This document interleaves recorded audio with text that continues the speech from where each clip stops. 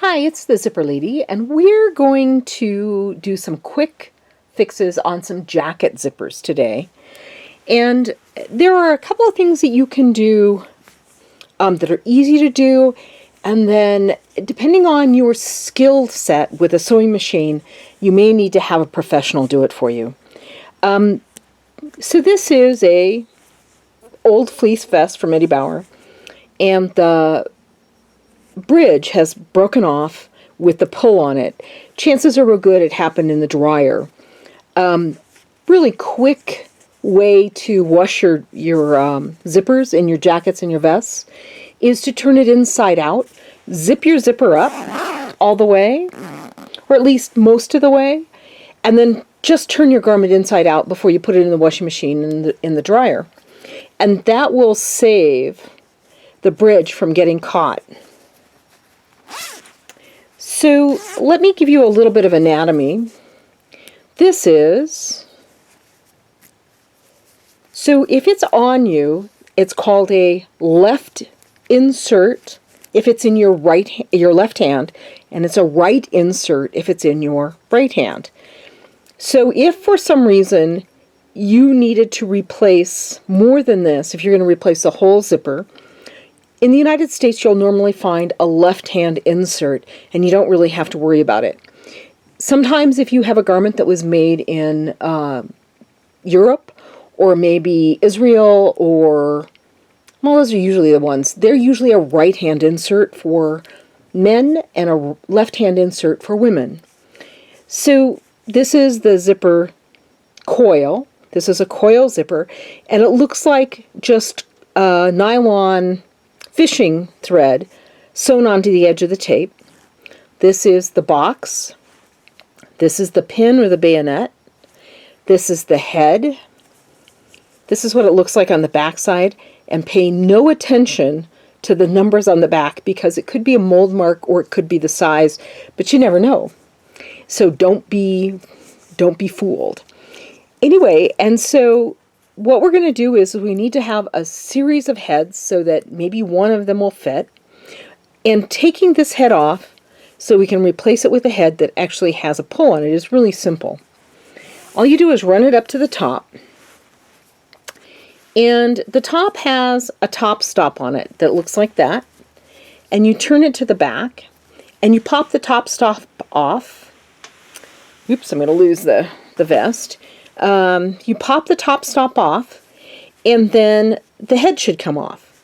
If the head doesn't come off, and you don't want to take a lot of stitches out, let me show you my operating tools. This is an awl that I use, and this is what I normally take the top stops off with.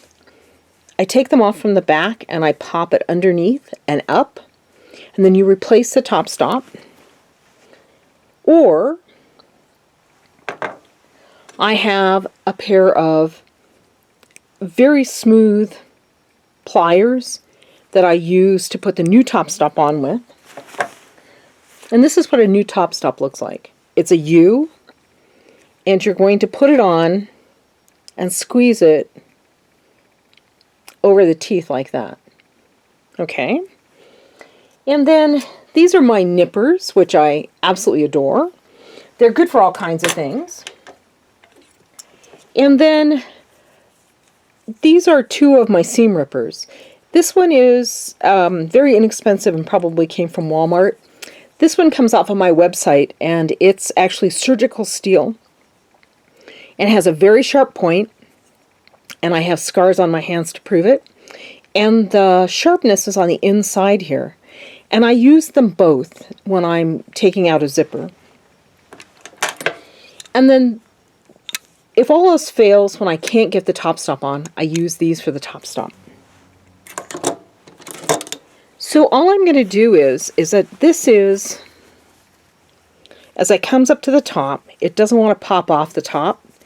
And so I'm going to take off just a couple of those top coils and see if I can get it to come undone.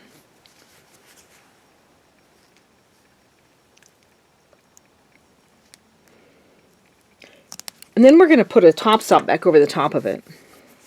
Let's see if I did it. Nope, I didn't. Okay, so now I'm going to trim off.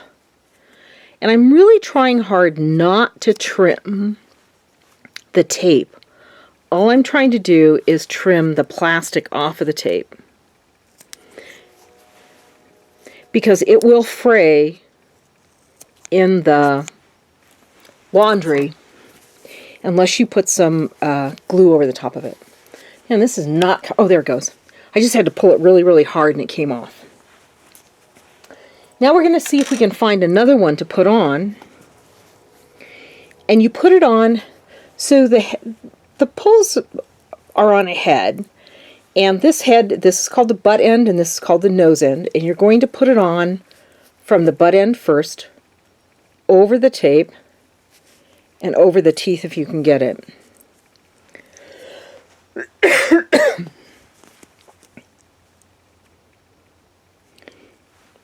And I don't know if you can see what I'm doing, is I'm trying to angle it in. And it does not want to go. So the size of the head has to be the same size as the coil. And I just ran my finger over that and got rid of some more of that, the plastic of the coil. Now we're going to go again.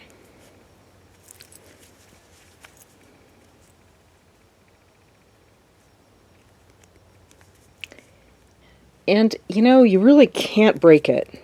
I got it on. So it's coming down this one side. I'm going to take it all the way to the bottom and see if it will zip up my jacket.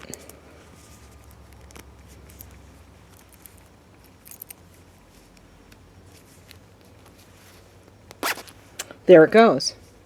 I got it to go together. Nice. Now I'm just going to put a new top stop on up here and call it good. So the top stop goes right where I cut the coil off. I want to slide it up so that it doesn't, there's no gap.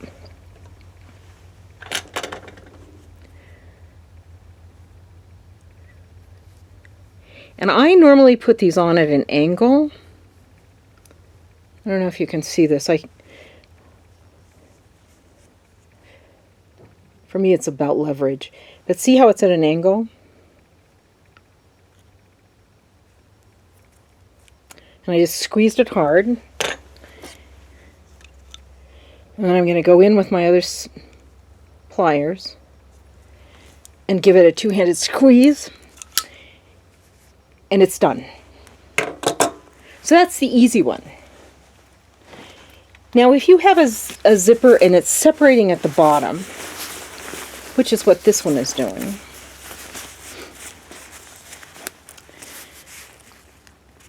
when it goes together, you can see where it's starting to separate right there.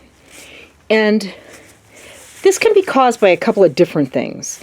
A quick fix, if you're in the ski line, is to squeeze this slot on the side back together again.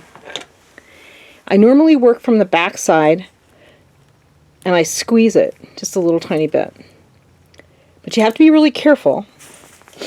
Don't get carried away, because the pin or the bayonet has to go back down through that, as well as the coil. That's a little better. Okay. Nice. So, honestly, I wouldn't take the zipper out. I would wear it until it separates again. And at that point, you're going to have a new pull. So, this is called a reverse zipper. And what that means is that the coil is on the inside. And what happens is, and this is why they wear out so quickly, is it runs along and it presses, this is called a wind guard, and it presses the coil against the wind guard, and so it's harder to pull it up. And that's why they wear out so fast, because there's so much extra friction. And so when I replace the zipper in this, I'm going to put in a plain zipper like this, simply because there's no friction against the coil. And you can see how small the coil is. This is a 5mm again, so it's 5mm across the closed coil. And I'm going to put it in, not this particular color, but I'm going to put this type in instead of the reverse, just simply because it's going to wear for this gentleman just a little bit better. When I get ready to take this apart, again, I'm going to start from the inside, and you can see the wear on this zipper. I don't know if you can see how fuzzy it is in the light. That's the wear on the zipper from the way the head fits on this particular type of zipper. And I would probably tell you that this is really close to 75% operator error and then 25% zipper. And the reason I think of it as operator error is because a lot of times men particularly want to jerk up on the zipper really quickly and it gets caught on things. And so when I get ready to put this back in, I want to make sure that I pull as much of the fabric away from my zipper coil as I can so nothing gets caught.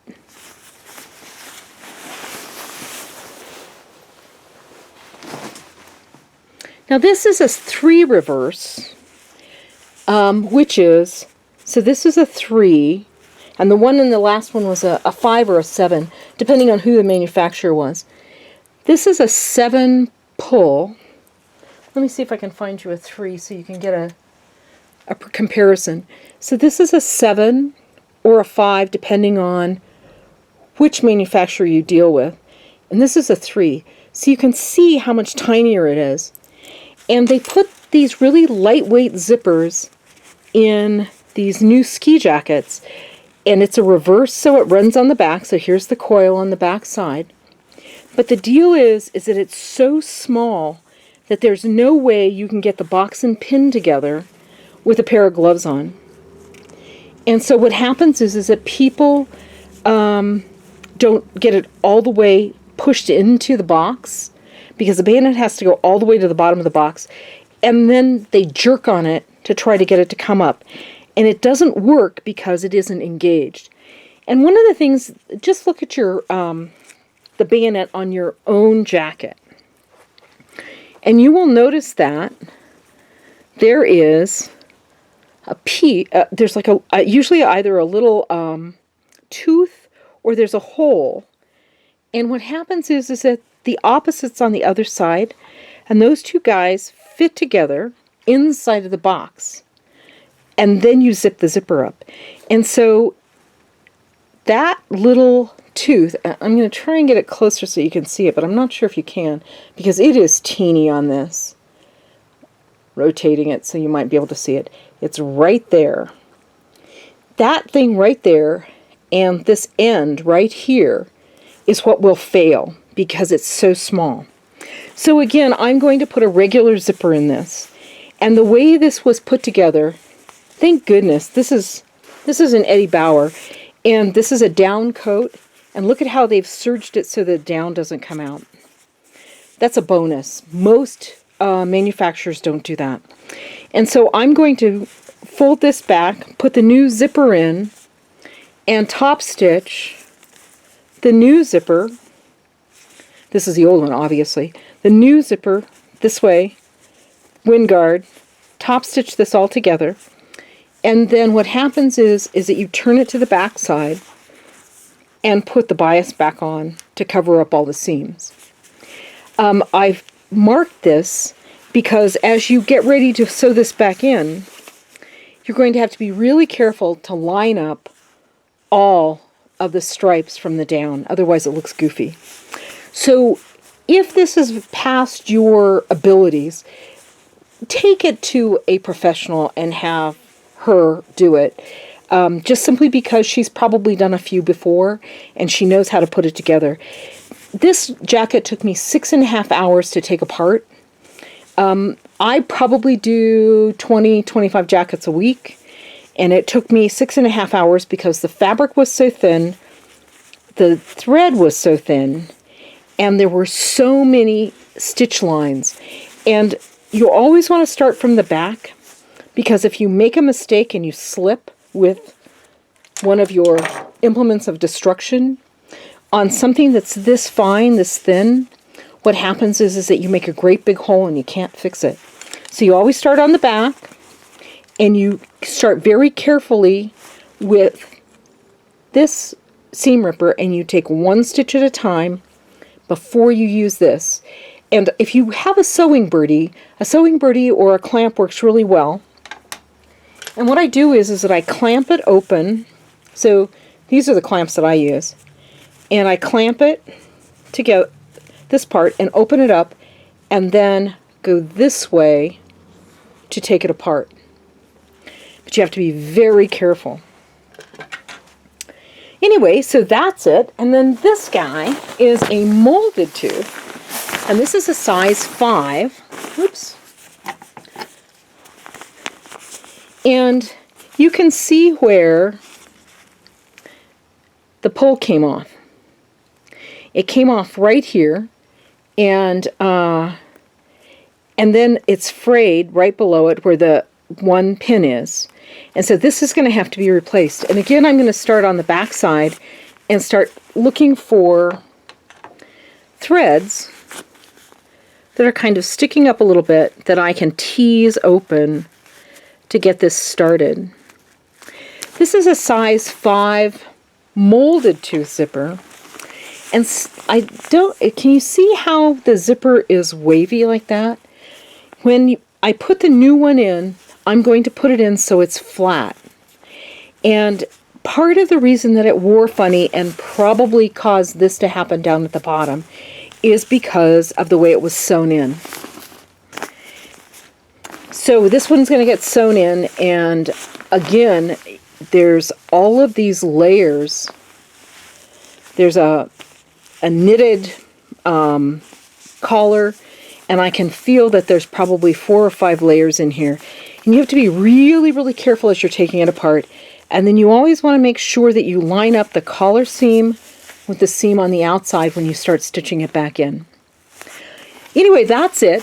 I wanted you to see what you can fix and what you can't. If it's got teeth missing, it's got to go. If it's got little fuzzies on the zipper, it's got to go. But if it's just something really simple like the pull, you can replace it. That's it from the Zipper Lady today. Go out, go skiing, and take a run for me. Ta for now.